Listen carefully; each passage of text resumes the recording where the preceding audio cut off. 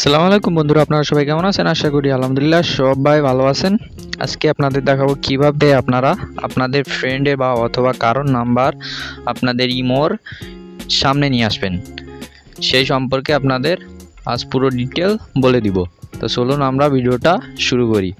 প্রথমে আপনারা এখানে কি করবেন, এখানে আপনাদের যে ইমো অ্যাপস আছে সেই ইমো অ্যাপসে আপনারা চলে যাবেন।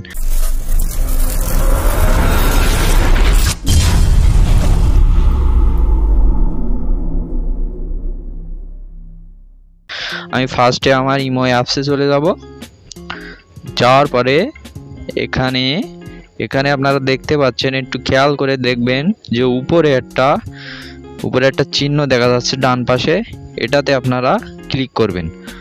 করার পরে এখানে আপনাদের দেখাবো কিভাবে আপনাদের ফ্রেন্ডের বা অথবা কারোর নাম্বার সেভ করবেন, বা সেভ করার সাথে সাথে আপনাদের ইমোর সামনে চলে আসবে।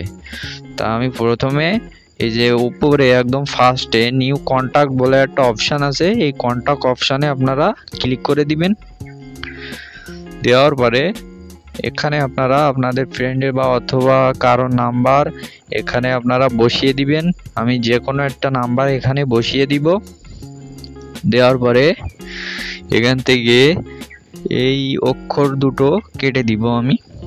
দেওয়ার পরে এখানে আপনারা এই বাম সাইডে আপনারা দেখতে পাচ্ছেন, এখানে যদি আপনার ফ্রেন্ডের বা অথবা কারো নাম্বার সে যদি বাংলাদেশে থাকে বা অথবা অন্য কান্ট্রিতে থাকে, আমার এই নাম্বারের এই ফ্রেন্ড যেহেতু মালয়েশিয়াতে থাকে সেই জন্য এখানে 60 দেওয়া রয়েছে। এখানে যদি বাংলাদেশে থাকে তাহলে আমরা এখানে দিয়ে দিতাম 88। তা আমি এখান থেকে নাম্বারটা সেট করা হয়ে গেছে আমার এখানে আপনারা পরবর্তীতে যে কাজটাই করবেন সেটি হলো যে নিচে দেখতে পাচ্ছেন অ্যাড বলে একটা অপশান আছে, এই অ্যাড অপশানে আপনারা ক্লিক করে দিবেন।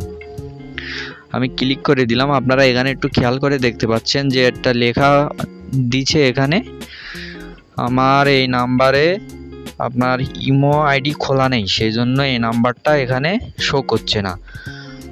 আপনাদের যদি যে নাম্বারটা এখানে আপনারা বসিয়ে সার্চ করবেন বা সেভ করবেন, আপনাদের যদি ইমো খোলা থাকে তাহলে এখানে শো করবে। আমার যেহেতু এই নাম্বারে ইমো খোলা নেই সেই জন্য এখানে শো করছে না। তা আপনারা বুঝতে পাচ্ছেন আমি কি নিয়ে ভিডিও বানিয়েছি। তো ভিডিওটা এই পর্যন্তই শেষ করছি। ভালো থাকবেন, সুস্থ থাকবেন, আল্লাহ হাফেজ।